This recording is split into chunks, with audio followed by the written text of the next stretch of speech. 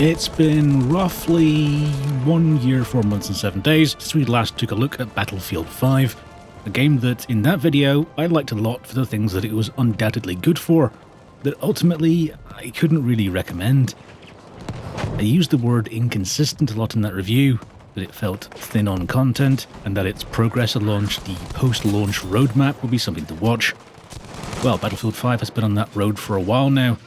Perhaps not the smoothest of rides since launch, and really, frankly, before launch too, but as it's now 2020 and we're all looking for new games to occupy us, Battlefield 5, is it worth playing? And just before we start, I want to mention that EA gave me a key to access the game for the purposes of making videos like this one.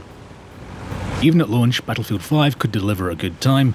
Its highs were very high indeed. They are the staple of the Battlefield series after all. Spectacle, astonishing environmental design, slick gameplay, and honestly some of the best sound design in gaming. I'm looking at you, War Tapes mode.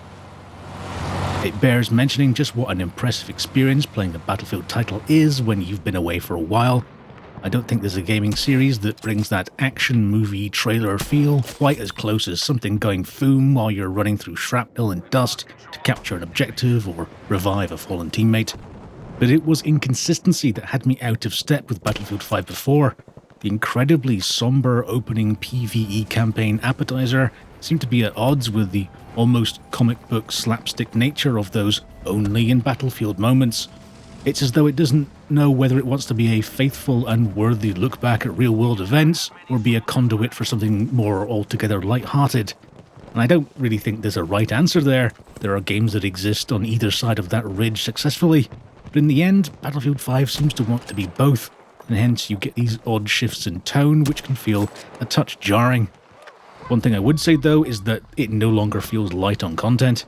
The tides of war updates that have peppered the time since we last looked at the game have brought lots to see and do. When I last played, I bemoaned the lack of maps that were in the game at launch compared to the then just released Black Ops 4. And yes, that's not an overly fair and it's rather brutal comparison when you take things into account like the size and complexity of Battlefield maps into consideration. Yet, for players experiencing those maps, the fatigue of feeling like, oh, well, I only just played this map a short time ago. So the number of maps and the styles of the environmental variation still do have raw value to people.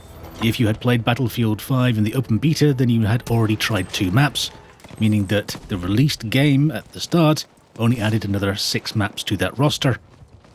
There was no doubting the quality, and let me just say again, I don't think I've ever seen a more hauntingly beautiful map than the Cityscape of Devastation.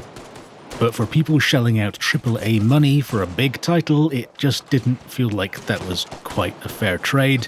It had just the slightest whiff of early access to it. As I said, that thin on content feeling is now gone. The available maps are now numerous, up to 20 across all modes. But I still feel like that initial impression was correct. Spending that money because you're told that there's more coming down the road in future doesn't feel like a great position for a consumer unless you're also receiving some sort of discount for joining early. Otherwise, why not just sit and wait and see what your money buys you later on? And just quick aside to say, if you are enjoying this video, please do tap the thumb up button. It helps me with YouTube and discoverability and all stuff like that. So if you choose to do so, then thank you. It is very much appreciated. Not all additions have been a roaring success though. Some, like Firestorm, Battlefield 5's Battle Royale mode, seem to have all but burnt out. And if I'm honest, I didn't try that many times to play Firestorm, but I did want to experience it, to see how Battlefield's particular flavour of mayhem might gel with sort of the established Battle Royale ideas that we all have now.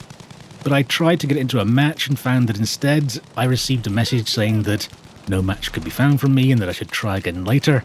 But in the end, I did manage to get into one match of Firestorm. But it was with 15 people, which is a quarter of the maximum count of 60. And as you might imagine, it then felt pretty sparse on activity. The map itself is huge and seems really well made and perfect for more people. But with 15 people, and honestly, I wouldn't even join a Conquest mode server with 15 people normally, the experience was pretty lacking. Though clearly significant effort has gone into the design and execution of Firestorm. I never found myself wanting for servers to play in for other game modes, so I'm guessing that Firestorm just really never had its day in the sun. I did see some people trying to play it when it was first released as well, and even from afar then it seemed like it could still do with a more active player base. So I come away from Firestorm feeling like it's something of a missed opportunity, not just for Battlefield 5's content, but also for how the game was accessible to its existing players and potential future players alike. With the lack of users, the mode now has limited value to everyone, regardless if they paid or not. So I'm left thinking that with Battlefield 5's turbulent launch, initial sales numbers, all that kind of stuff, that Firestorm should have been free to play from the outset, or at least very soon after. There could have been early access for paid members, or additional cosmetics that could only be earned through paid routes, but that would have at least provided a lifeblood so that the mode didn't get snuffed out. It all feels rather unfortunate. So, is the game worth playing?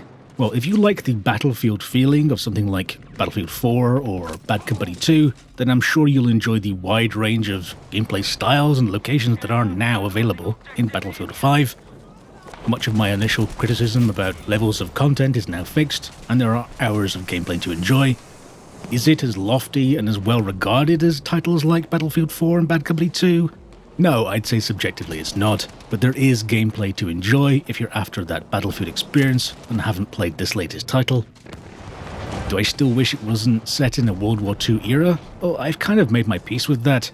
I've had other experiences set in the same time period with the likes of Hell Let Loose and Postscriptum that show that people can still make enjoyable games, even if particular genres feel a bit overplayed at the moment. But don't get me wrong, I am hoping for something much more modern, or at least Vietnam War era, next time around from DICE. There are, of course, PvE single-player missions with a storyline, but I admit to simply not being very interested in those modes. If there had been a way to play them through co-op, then it might have had more value to me, but after my initial experience with the first chapter, requiring stealth rather than the Battlefield action that I'm here to experience, well then I never really wanted to go back and engage with them again. Which even now feels like a shame, as, a bit like Firestorm, there seemed to have been real significant effort and production value put into them. I must say that I still find it hard to recommend the full retail price of the new Year 2 edition, which comes in at a strong £54.99 in the UK, and amazingly is numerically cheaper at $49.99 in the US. Much more appealing to me is the standard edition at £34.99 in the UK, $39.99 in the US, as you get access to much the same gameplay, just fewer unlocks, and I'd imagine you'd see that price even lower during sales.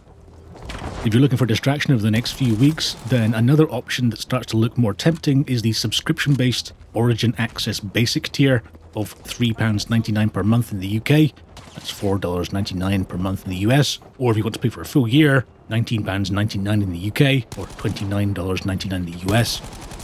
You would then get access to Battlefield 5 Standard, Battlefield 1, Battlefront 2, Titanfall 2 with its really highly regarded single-player campaign, Battlefield 4, and a whole host of other titles for the duration of your subscription.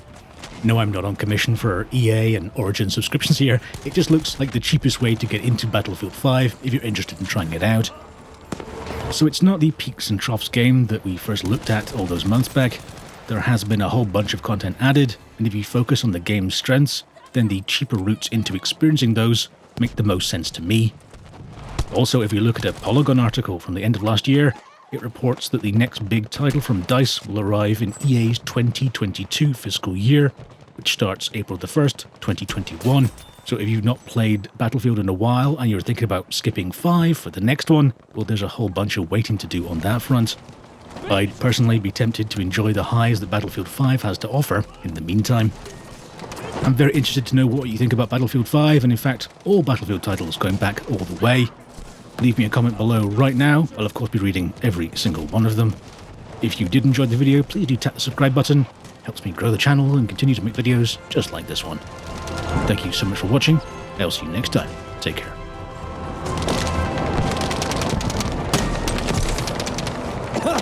Maybe duck next time!